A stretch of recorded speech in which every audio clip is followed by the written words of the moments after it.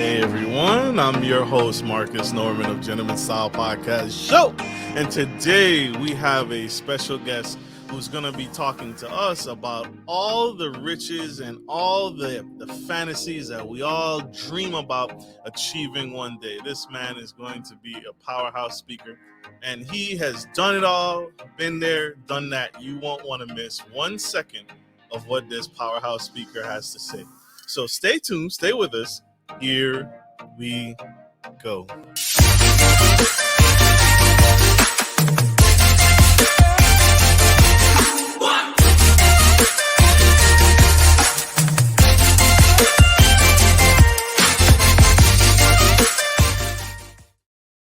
Hey everyone, I'm your host Marcus Norman of the Gentleman Style Podcast. Welcome back to today's live special edition.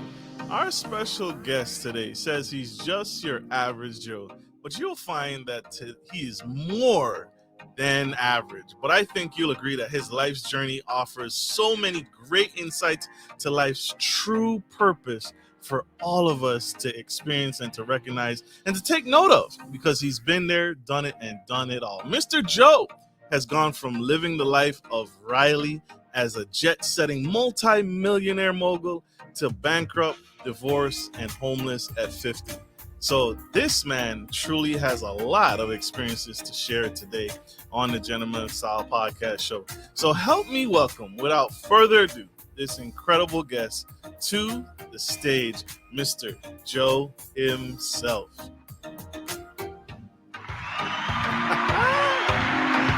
Hey, Marcus. Welcome. Nice to see you, my brother from another mother. Glad to have you, Mr. Joe. Thank you for being here on the Gentleman Style Podcast Show. It's an honor to have you, sir. And I appreciate you making time for us to give back in this way. This is truly unique. My pleasure to be on your fantabulous podcast. Thank you, Marcus. Once again, thank you very much. You're very welcome. I wanted to ask, you have an incredible story and you've been there and done that, but I want to ask, what started the spark for you? When did you first realize that you wanted to be rich? Did you know at an early age that I want to achieve multi-million status, or are you the Wolf of Wall Street? Like, how did that happen? Where did it start for you? Well, it's a great question. I grew up pretty poor in a farm family in Manitoba, Canada. And, we didn't have much. In fact, my first pair of jeans that were actually purchased in a store like new was age 12. So it was always hand-me-downs. And I just grew up wanting more. I saw my pa working on the farm, his fingers to the bone. And I just went, farming's not it for me. I want more in life. And it gave me a hunger to seek, to discover, to create more. And that's true. And I think that's necessary, right? I grew up on a farm, probably not as like you did, but we had goats, we had land, and we had cattle. And so, that was part of my experience. It was part of my chores. My daily chores is to experience what it's like to raise cattle and do the rough stuff, right? That's part of my manhood. But it instills in something to me that I still use to this day. How has growing up on a farm educated you? How have you taken that forward into your life today?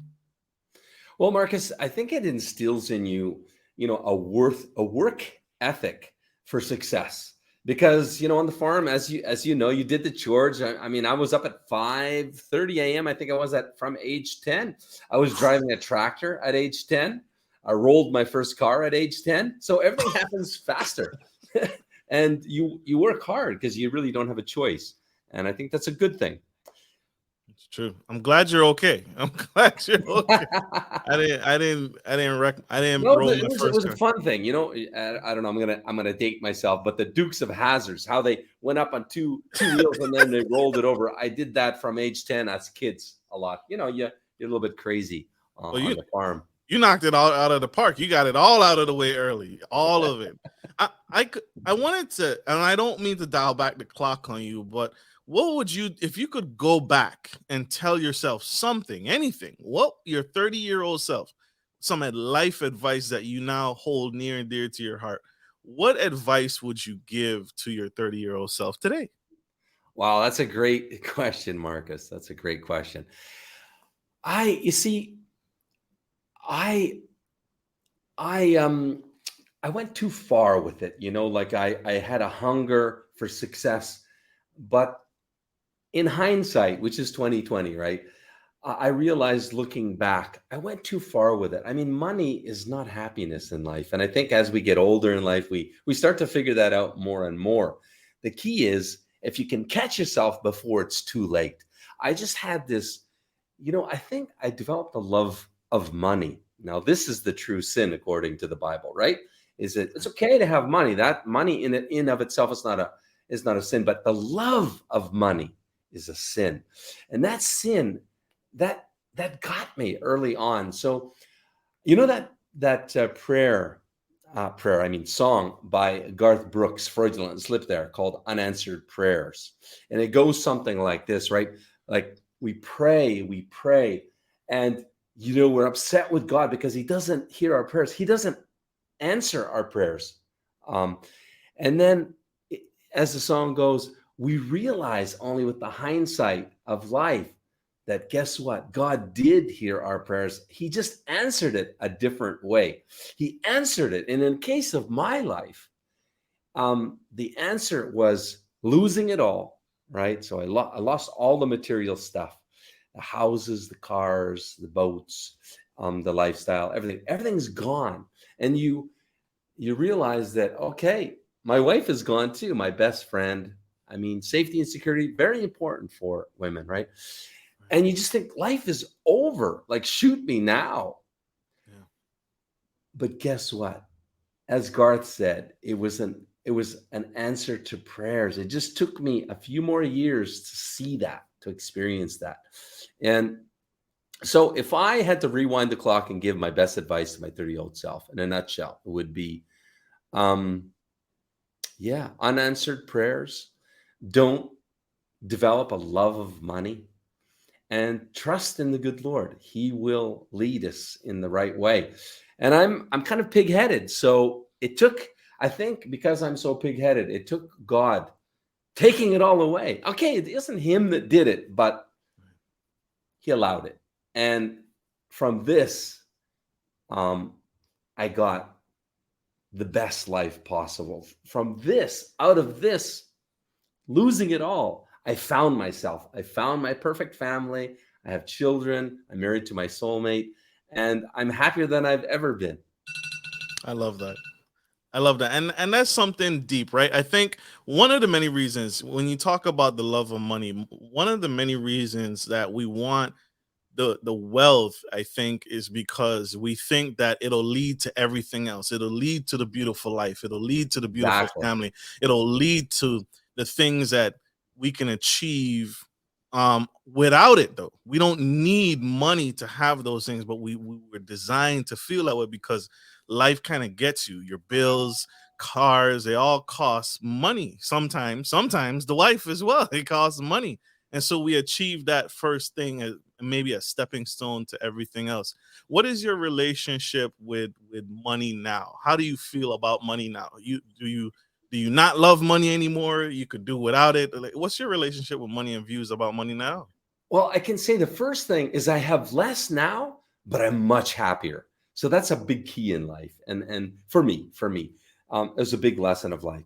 Now I don't serve money. Instead, money is a byproduct of helping people. That's the way I live. In my business, we help couples find each other. We have a marriage agency called Match Guarantee, spelled with y.com, matching Western men mostly with Slavic ladies. And it's not only my life's purpose, it's my wife's life's purpose. And our meeting was just cosmic, which is one of the reasons that, one of many reasons that we're such a powerful couple is that we live our passion every day. That's the big difference. How did you thank you for saying that, because that's the goal, right? And so Match Guarantee teaches and connects couples who are looking for love, and connection, right? That deeper connection, that deeper bond. How is it, what is it that your secret, your specific secret, because I know you have some juice, some sauce in there, what's the secret to finding love over the age of 50? Is it because it's not too late, is it? It's not too late. And the thing is, if you happen to be a guy watching this podcast now and you're 50 plus, probably divorced at least once, twice in my case, and you're going, that's it, man, I'm done. I'm 50. I'm over the hill. You're not. You're not. You might think you are, but there is a way. And I found this way following God's lead. I truly, fervently believe. But my path, my journey I ended up in Ukraine. It was just by coincidence or God's fate, God's coincidence. But I went to a wedding in Ukraine, Sumy, Ukraine, 2016, August 8th. And the rest is history. I discovered a new world. I discovered a world of traditional women that really were all about family. There's no, such thing as toxic masculinity. That's really, I don't know. It's toxified, I think, dating in the West. There is still these traditional values where women want to be a mom. They want to take care of the family first. They want to take care of you and the family first. And they have these expressions like, children are the flowers of life. And this is what I was looking for and couldn't find in the West. So I found that in Ukraine. I met my soulmate, Anna, in Ukraine, and we're happily married with 2 children and another one on the way. So it's just another world. It's another world in Ukraine. It's kind of a lost world, if you will, that the values from maybe 50 years ago in the West are still intact in this world of Ukraine and other former USSR countries. So that's the secret sauce. And what we do is we help. My big passion is helping men like me. All right. We can help any guys, but men like me that really, that window of being a dad, it's closed in the West. Let's face it, at age 50, for all practical purposes, that ship has sailed. But in Ukraine, you still have an opportunity. Of course, I'm not saying it's easy, but it's doable. And if you have a good coach who's been there and done that, then he can guide you. I can guide you into taking the right path if that is your goal. To be happily married to a great traditional woman, to be in love and start your family. It's not too late. That's my big soapbox message, because I've done it. And I can speak to the joys, the pleasures of being a dad. I thought I had missed out. And I learned that regret is the one thing on our deathbed that, it's the hardest thing. It's the hardest thing to take. So it is. Mr. Joseph, y'all. We have one quick commercial break. Don't go anywhere. Stay tuned. Stay with us. We'll be right back. Support for Gentleman Style Podcast is brought to you by Manscaped, who is the best in men's below-the-waist grooming champions of the world. Manscaped offers you precision engineering tools for your family jewels. Manscaped just launched their 4th-generation trimmer, the Lawnmower 4.0. You heard that right, the 4.0. Join over 2 million men worldwide who trust Manscaped with this exclusive offer for you. 20% off free worldwide shipping with the code GENTSTYLE at manscaped.com.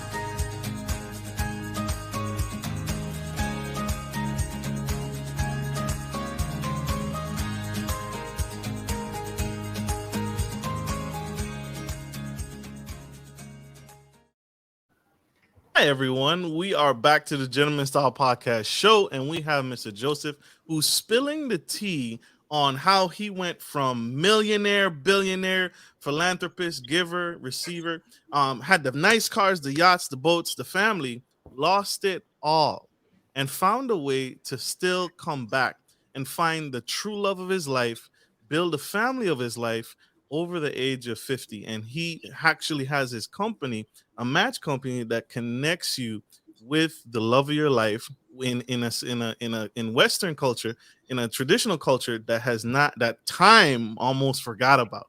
But he's reconnecting that connection and making that connection back and getting us back to the core of love. And so, Mr. Joseph, why have men it seems like there's this huge turnaround of men giving up on love, giving up and just choosing to remain single for the rest of their lives. Why is that? Where is that coming from? Why are most men seeming to just give up on the notion of love? It's a great question, Marcus. First, I just want to correct you there. Didn't make it to billionaire hood.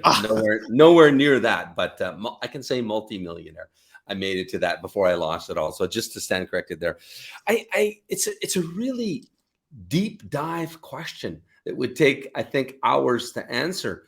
But I think the long and the short of it, I will speak on behalf of my clients, okay? Because they're all singing the same hymn.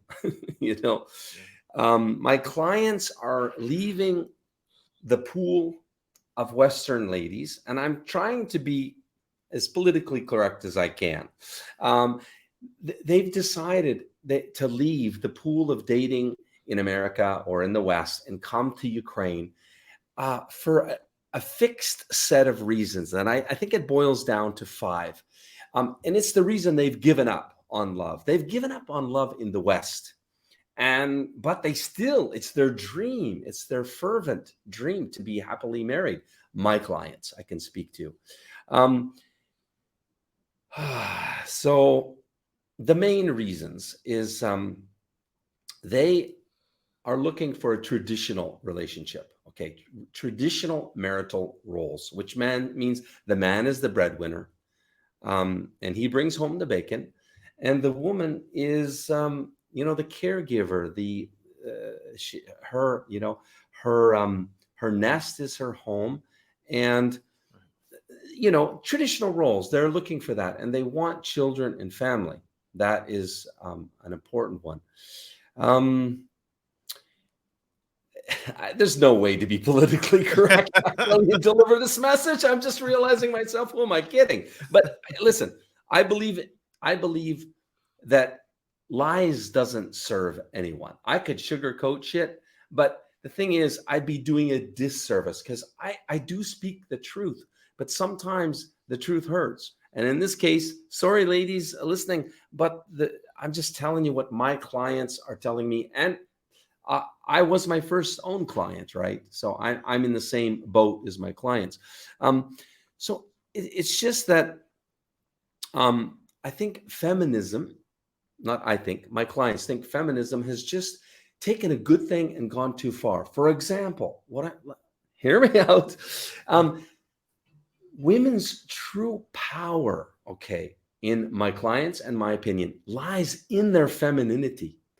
And it's just that the feminine movement of women wanting to be equal with men. I can tell you, Ukrainian women do not want to be equal to men. They want you to bring home the bacon. They want you to kill the buffalo, take care of the manly stuff so they can be their true feminine self and look beautiful for us, take care of themselves. And that's what's different. That's really different in the Slavic culture. And that's what the men want. There's many other reasons, but I would say that probably sums it up in a nutshell. I appreciate that. Thank you for breaking that down. There is a huge gap in the traditional roles. And so, I have a friend, he only dates women from overseas. He doesn't date American women because he feels that, and even women who have come from overseas to the United States, it's almost as if once they touch the continental United States, he will not date you. And it's because those traditional values born into these women and bred into these women, they stick. But once they come to the United States, now they're adopted into Western society and Western culture. And then they're like, girl, you don't have to do that. You don't have to do this. And they almost reprogram years of values that were instilled in them. And so I'm with you. I'm very, very with you. If I can add to that, because it's just top of mind, I just thought divorce rape is a big one for guys. So my clients, right, they're saying, listen, been there, done that, lost half or more, and just got taken to the cleaners. And the thing is with Slavic culture, I'm not saying this is a good thing, but they have reverse, if you can imagine, divorce rape. So in Ukraine and in a lot of Slavic countries, yeah, it's the woman that gets raped. I mean, she gets the short end of the stick. So, and I'm definitely not saying that's good. Either way, it's not good. But what it does is they don't have this mentality of, okay, well, I'm going to get you for half if we get divorced. No, Slavic ladies, they do anything and everything to keep their man. They don't cheat on their men. Okay. And again, I'm broad brushing, of course. Right. That is a problem. It can be in any culture, but they really appreciate and respect the men for being men and their value. They really perceive a man as high value. And part of that is because there's a very big imbalance between genders, between men and women, and especially marriage-minded men. There's a real serious lack of marriage-minded men, and they are a marriage-minded country. So that's the problem. There's a lack of good men. Yeah. High value men. That is a key word that you hear often, right? What's a high value man? What's a high value woman? So that is a key term that is thrown around a lot. But the definition, if you go from person to person, varies. So thank you for bringing that up. So I want to ask, as a coach, as you speak to this, you mentor to this, you teach your clients to this, you talk to your clients to this, there is a mindset around dating women with children. I am meeting more men that are choosing not to date women with children. I myself, I find the older I get, right, as I approach 50, I find it harder and harder to not encounter a woman that already hasn't an established family. But you have a different mindset and you take a different stroke to this. What is it that you teach your clients to reconsider when dating women with children?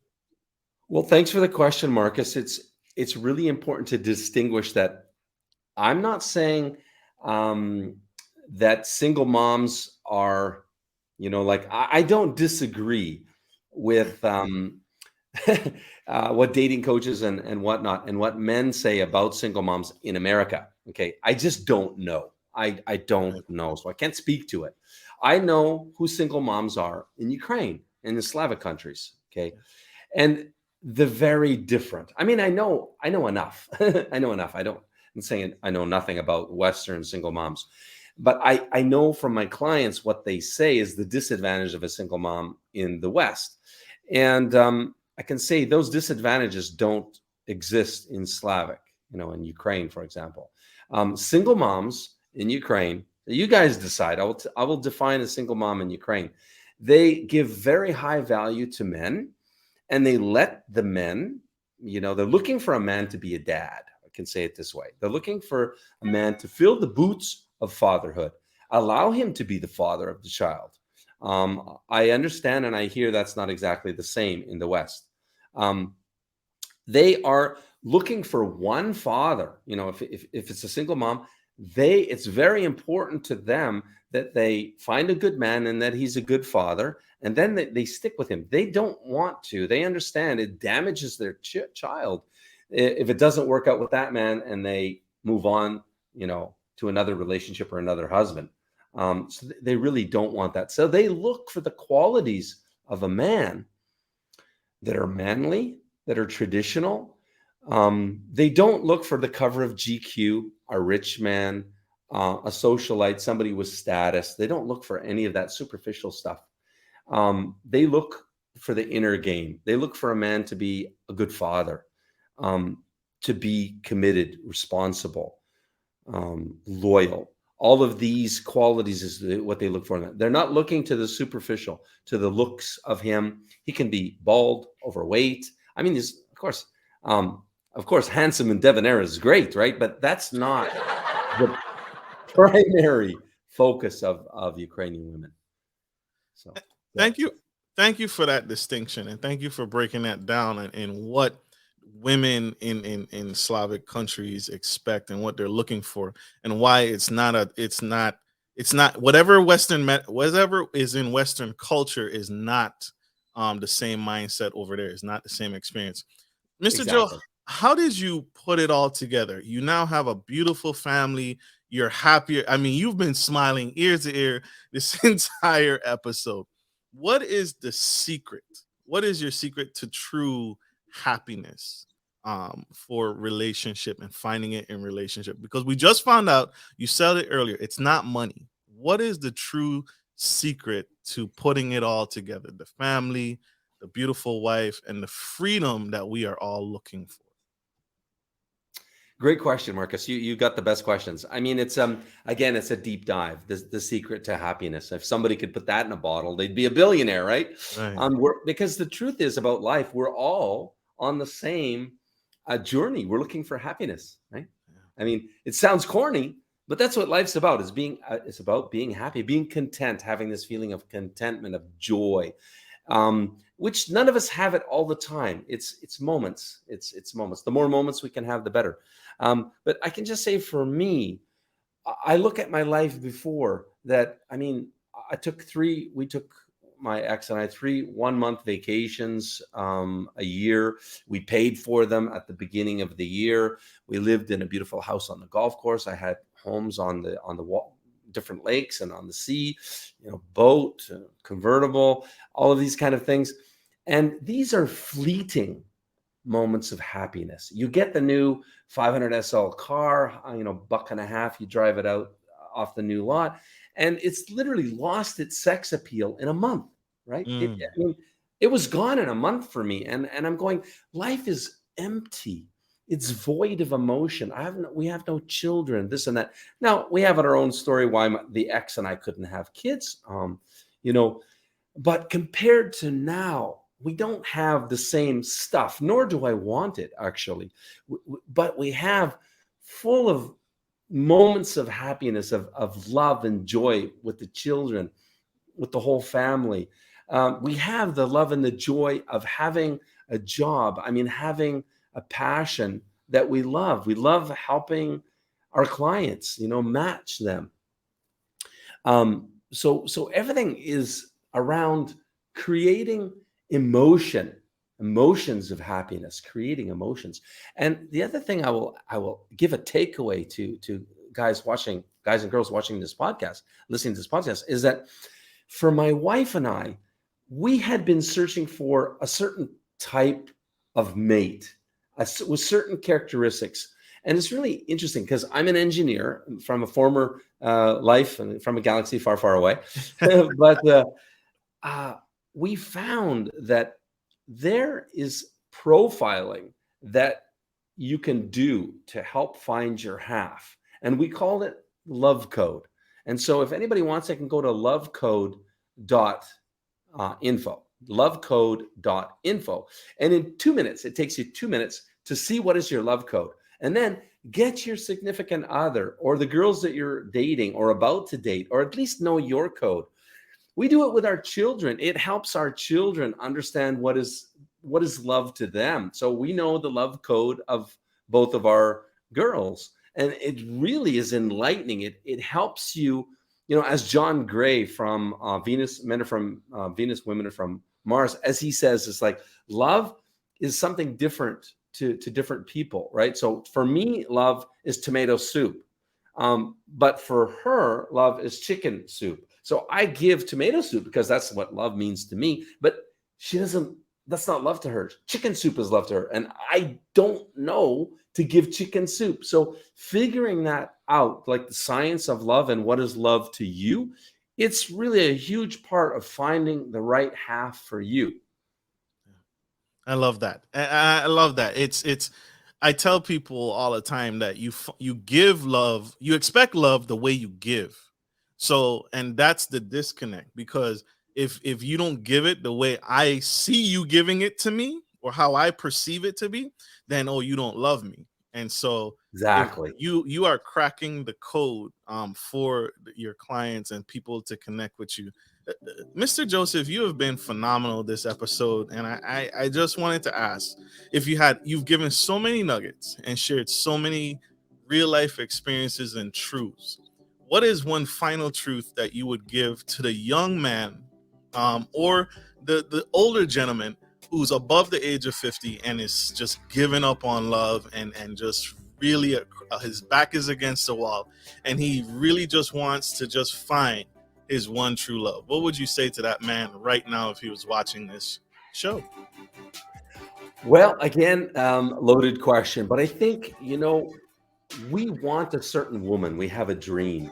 And the thing is, I think we all have to work on ourselves first, because at the end of the day, she's asking the question as well. Why should I love you? Like, what's the attraction, right? So we have to become our best self to attract our best half.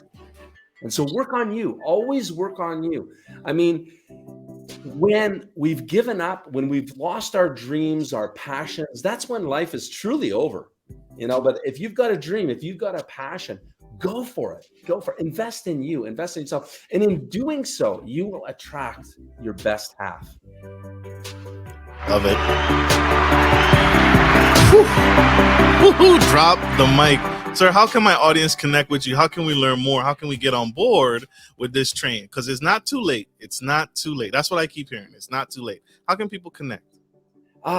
Match Guarantee, spelled with Y on the end.com/register. And you can get a free matchmaking consultation. You can even meet some of our ladies by donation. And lovecode.info. It's a great tool. It takes you 2 minutes and you can help figure out what is your code and then send everybody that you love to figure out their code. And then you can start talking in love language to each other. Love it. Love it. Connect. And for my audio listeners, sorry, you guys, we still love you, but it's lovecode, one word, .info. And check out his website. Get on the website. Get connected. Match Guarantee with a Y at the end, .com/register.